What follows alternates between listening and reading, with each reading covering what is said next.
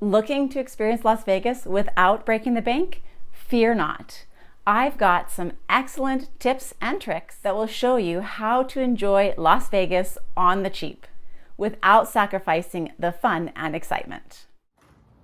Hi, sweetheart. How's it going? Hi. I just got back from a 3-day vacation in Las Vegas with my 18-year-old daughter. So there was no gambling or drinking, but we still had an excellent time. This is my 4th time visiting Las Vegas and the first time since COVID has happened. And there are a few things that have changed. And Las Vegas is constantly evolving and changing with new shows and adventures. But this was my daughter's first time going to Vegas, and there were some definite things that I did differently with her than the first time I went to Vegas myself. For the cheapest times to visit Vegas, visit during the shoulder seasons, which are September through November and January to April. You can even find low rates during the summer when the city is at its hottest. However, avoid major holidays and aim to stays on Saturdays starting from Sundays when the weekend crowds dissipate. When I go on a 2 to 3 day vacation, I try to only take my carry-on. That way I don't have to stand around waiting for baggage claim. The challenge this time is that I could not find the airport shuttle, and so we ended up having to take a taxi cab. But luckily enough, a wonderful couple from Saskatoon was willing to share the taxi since we were both going to Planet Hollywood. One thing to be aware of is there's going to be a charge at the end of your stay called the lodging fee, and that is the casino resort fee. Ours ended up being $293 Canadian, which was for 4 nights. Now, that was an additional cost that we weren't aware of, so just be prepared for that additional cost when it comes time to check out. They say that these fees pay for things that are normally included, like Wi-Fi, telephone, and pools. However, I think this is just a clever way for them to con you into thinking Vegas isn't as expensive as it really is.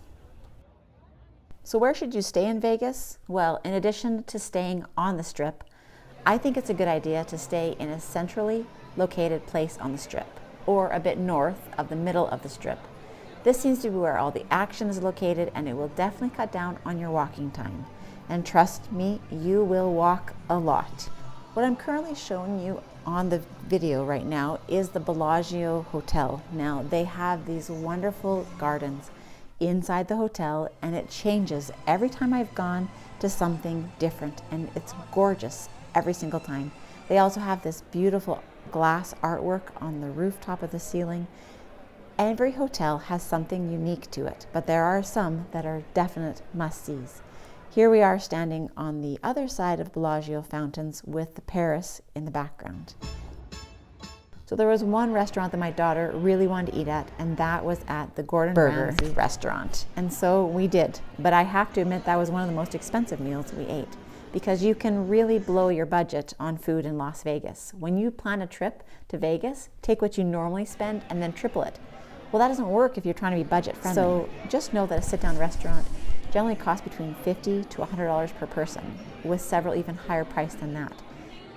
So these were the 2 burgers that we had. I had the farmhouse burger, and my daughter had the American burger.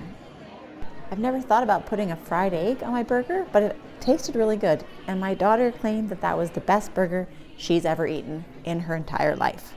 So there you have it. We spent the remainder of our Sunday night wandering around and checking out the Miracle Mile shops that are attached to Planet Hollywood. We found this restaurant called Blondie's, and their sign in front of the restaurant advertised that you could get breakfast for $4.99. So Monday morning when we woke up, we went back to Blondie's and had a delicious breakfast for only $4.99. And this is what the plate looked like.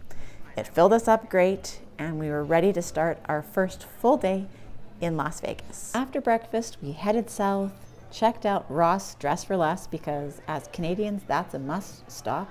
And then next went to the M&M's shop, because my daughter wanted to see that.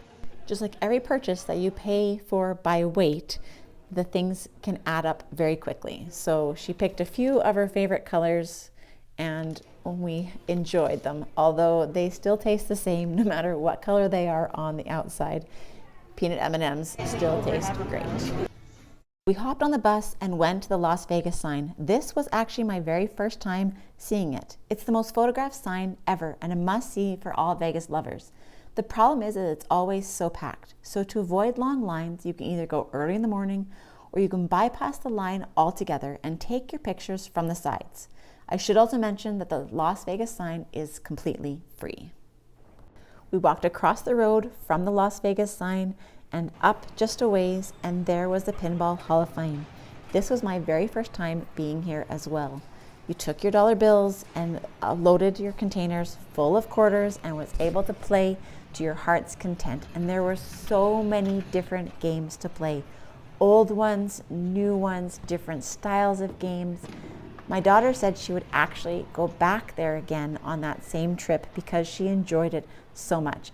And I'm not a huge pinball player, but I honestly admit I loved watching her play, and the games were so cool. I particularly liked the antique ones. So I'm just going to show you a couple of different games that we could play when we were there, and some of the ones that she picked because those are the ones that she liked.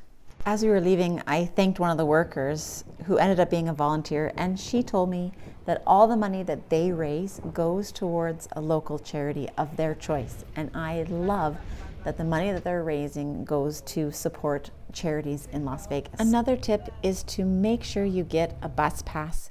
It's amazing how much walking you can do even with a bus pass. Now, I was with an 18-year-old who got frustrated with how slow the bus was at times, and so we did more walking than I've ever done on the Strip.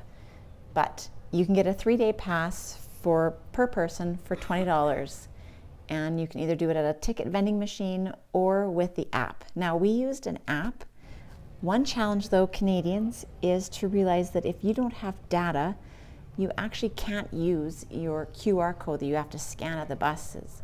I was getting to the stage where my phone was dying, and so I took a screenshot, shared that picture with my daughter, and she was going to use it, but you actually have to use the live app QR code when you scan it and getting on the bus. So that was something that we learned. Luckily, I had a good data plan and we were able to use my phone the entire time. Here's the other Las Vegas sign at the other end of the Strip. And so we did the entire Strip because I wanted to show my daughter from start to finish. So Monday night, we decided to go to Excalibur for the dinner and show called the Tournament of Kings. We figured, why not get 2 for the price of 1?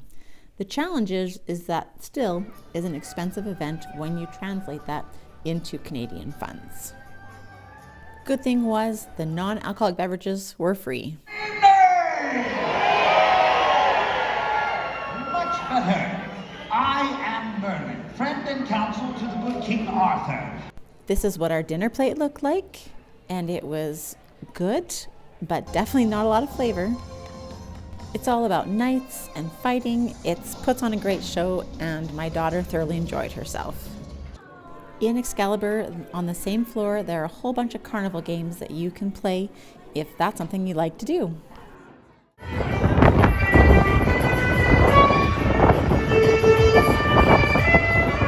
I really appreciated the street vendors and putting their talents to use. The violinists were awesome. This soccer player put on an awesome ball handling skills. If you play soccer, that takes talent. And so lots of times you can just go to Vegas and enjoy watching them perform, also just to watch people. There is tons of people watching, and the Bellagio Fountains is something you can see as you stand from Planet Hollywood. Inside the Paris Hotel, there is a restaurant called Napoleon's. And Thursday to Monday it's open from 7 to 2 a.m. and there's dueling pianos at 8:30 p.m. Now, I could have spent my whole evening watching the dueling pianos. It was amazing.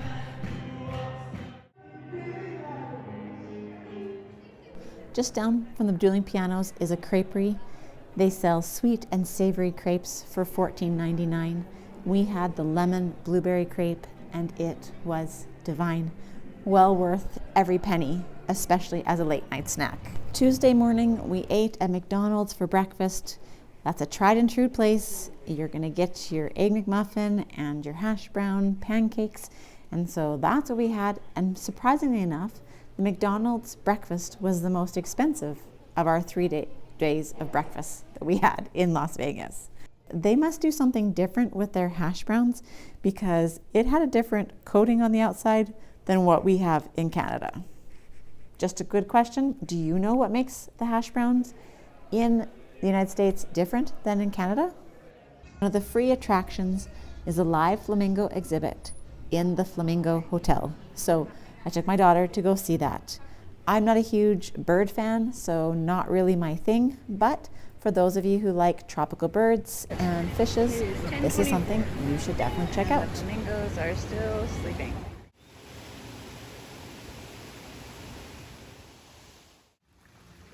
If you've watched my previous videos, you'll know that I can't pass up a good candy store.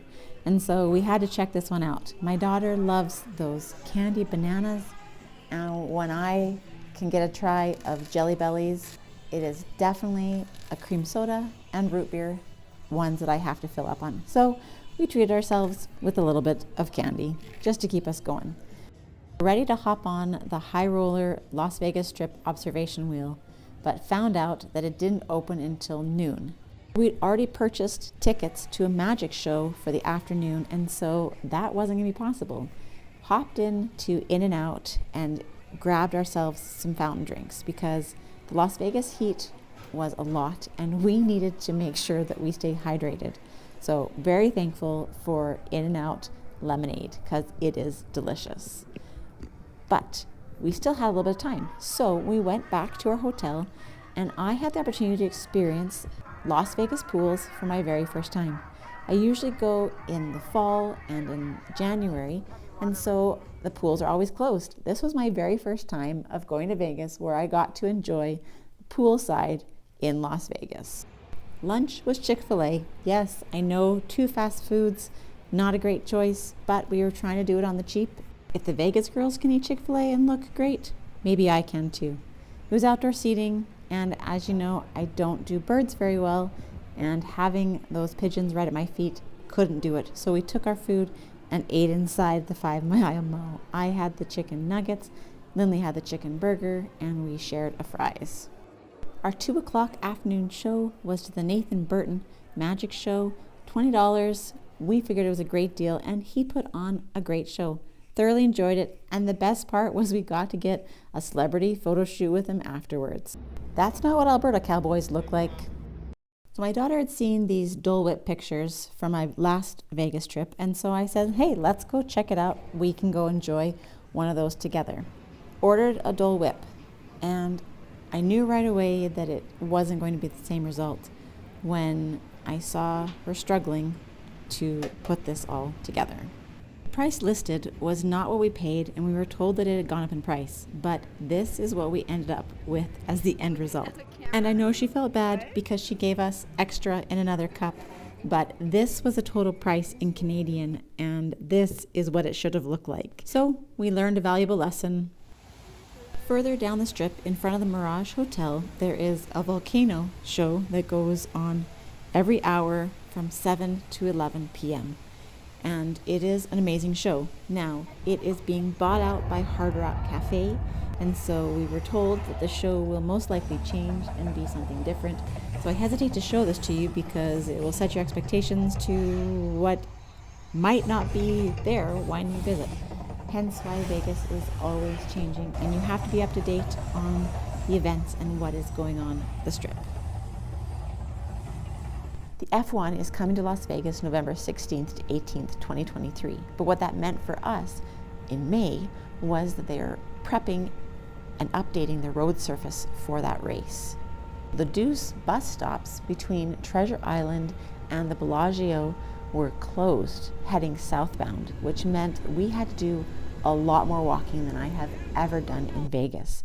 My daughter recorded how much we walked, and all I have to say is make sure you've got great shoes. Yes, I sound like an old lady by saying that, but our feet were sore every single night. We soaked them in that deep tub in our hotel room because they were so sore. On the other hand, because we were walking, we got to go by and see the Transformers up close. They were advertising the new movie, Rise of the Beasts, and taking your picture with them was free. Bonus. The Bellagio Fountains. The schedule is Monday to Friday from 3 p.m. to 6 p.m. every 30 minutes, and after 7 p.m. to midnight, the fountain goes off every 15 minutes. On Saturday and Sunday and holidays, the fountain runs every 30 minutes from noon to 6:30 and every 15 minutes from 7 to midnight. So make sure you know when you're going so that you can be there to watch the fountains. But if I have one piece of advice, turn off your camera, because you're not ever going to go back and look at those fountains and listen to the music.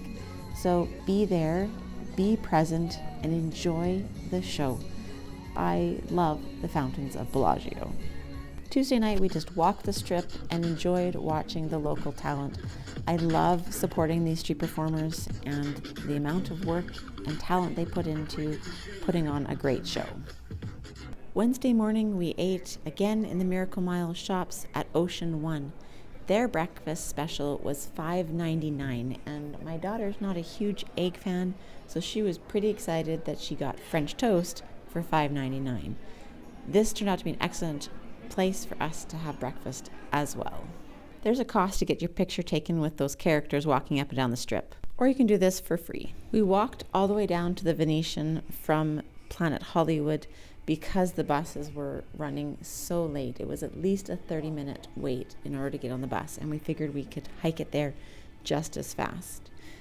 Not something I recommend for someone who doesn't have good footwear or energy to do so.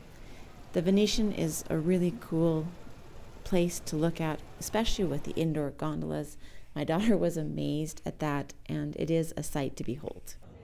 Wednesday at 11 o'clock, we got in line so that we could be on the LINQ high roller observation deck when it opened at 12 noon.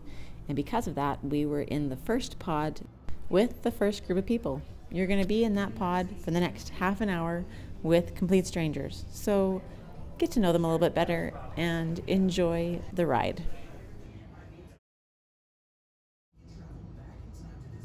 Wednesday night, we took the long bus ride and headed down to Freemont Street. There for dinner, we ate at Tony Roma's, and we had ribs and steak, splurged a little bit, but it was our last meal in Vegas, and we were hungry. There's so much to see and do on Freemont Street. Some amazing artists, and then other ones that stand around waiting for a huge crowd and don't really put on that good of a show. There are painted circles on the ground that the performers need to stand in, and so that really helps those that need their personal space. This magician was amazing. We spent a lot of time watching him. There were DJs performing, there were live cover bands, all putting on great music and a variety of it. We saw a bride and groom enjoying Fremont Street. There was even the opportunity, if you wanted to zip line down Fremont Street, although we did not do that ourselves. Our last night in Vegas was coming to a close. We had to get up early the next morning for our flights, and so we stopped one more time to see the Fountains of Bellagio, which was nice because it was right across the street from our hotel. Again, if I'm going to stay on the strip, stay in the middle of the strip so you get to see all the action, because that's where most of it happens. Last time in Vegas, it was all about the oxygen bars. Now, apparently, you can hook up to an IV to keep yourself going if you need to while you're in Vegas. Our early morning flight leaving at 8:15 meant that we need to be at the airport by 6:15, which meant a 5:30 wake up. I won't ever do that again when I visit Vegas, because after spending a night out on the town, that was way too early to wake up. Also, remember that you're going to have to take a taxi to and from the hotel, especially that early in the morning. And another thing, in the Las Vegas airport, the only thing that was open that time morning for our breakfast was Starbucks. So let's just say that the lineup was long, the breakfast was good, but Carl's Jr., you definitely missed out on some major money making that morning. We arrived home in the Calgary airport at 12 noon, and it was an excellent trip. If you enjoyed this video, don't forget to give it a thumbs up. And if you're enjoying the content that I'm creating on my YouTube channel, I'd love for you to subscribe. Hopefully I found a kindred spirit in you and that you want to be part of this community. I appreciate your patience as I learn and grow. This is a tough process for me. It's not something that comes naturally or that I'm incredibly comfortable doing. And yet I appreciate the learning and growth that I have as I continue to grow this channel. This last week, I reached 4,000 subscribers, which is something I never thought that I would ever achieve. And so I want to say a huge thank you to each one of you that is subscribed to my channel. I so appreciate you and your support of me.